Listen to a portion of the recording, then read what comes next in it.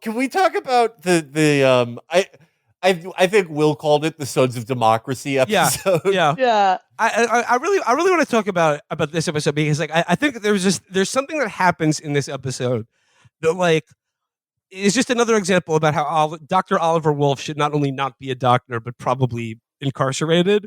So like in this episode, he's friends with a local biker gang called the Hudson Riders, which is He like has a motorcycle. Clay Morrow wouldn't even bother patching over those pussies. Like there's no way. This is the weakest biker gang I've ever seen, and they show up Their at his house.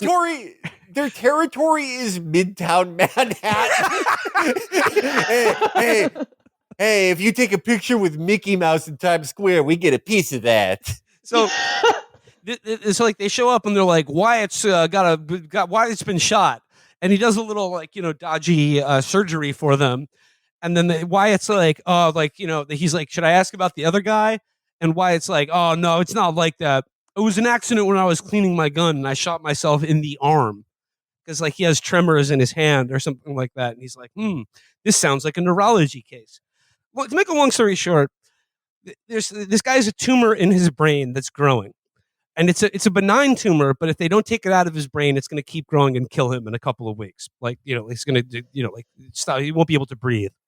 And then they're like, okay, but here's the rub. This tumor isn't a part of your brain that creates new memories. And to excise the tumor, we are essentially going to make you like the guy from Memento, where you have no short-term memory. So your brain will not be able to create new memories, but the memories that you have up until the surgery are yours, and like those are unchanging. So Dr. Oliver Wolf takes it upon himself to not, without telling his patient, they're like, okay, we're going to give you one last really good memory before you go into surgery. And he takes him to a bar and he's like, all right, doc, let's do some shots. And he's like, actually, we're not here for you to get drunk and do crystal meth in the bathroom. We're here because the daughter you haven't spoken to in 20 years tends bar here.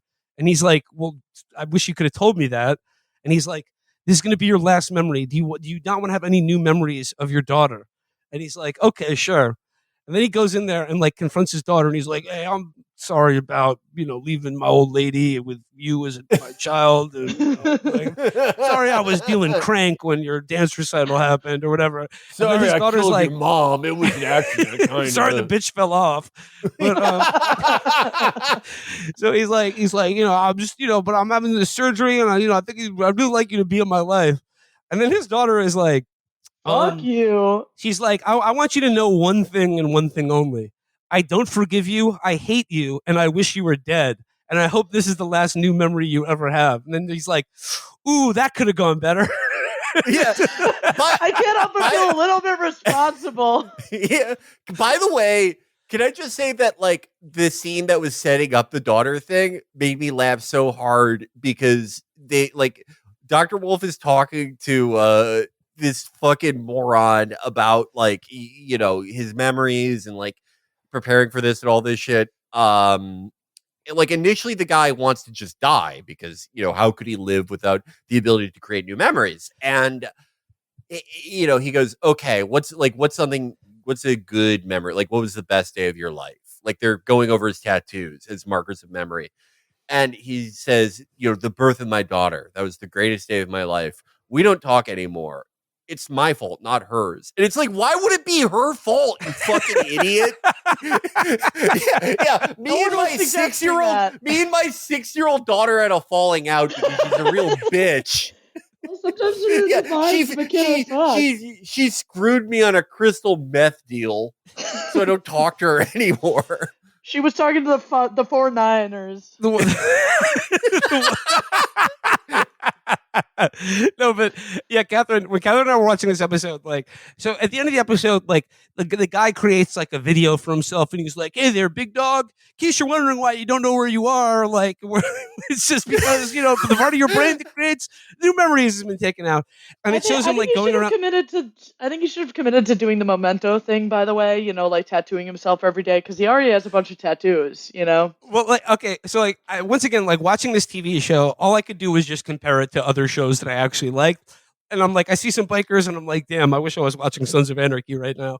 So at the end of the episode, Felix, like, he does a version of the Memento thing, but he does it with Post-it notes, and he'll like leave a Post-it note on like a cupboard being like, remember milk or something like that. And a journal. I was just imagining, like, what if he was a son of anarchy? And imagine Sons of Anarchy with the syndrome from Memento. I think it would sound a little like this.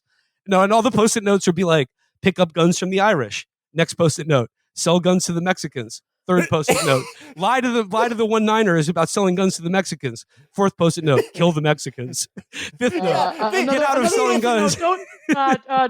Don't trust Clay's lies. He killed your wife. Yeah. If they actually wrote down everything that they do in the course of like one criminal conspiracy, they would maybe realize how harebrained and how little profit they're making. Like they couldn't do that in the show because they would be like, "Hey, this shit's kind of pretty stupid when you write it down." A lot of people are fucking dying, and I've only got like slot machine money. Yeah, we're making $19,000 a year, and there are 70,000 casualties from our 17-part gun deal. Should we just get jobs at Kinko's? Like, this is kind of stupid. The DEA agent just confiscates all their Post-its to like enter into evidence. It's right here.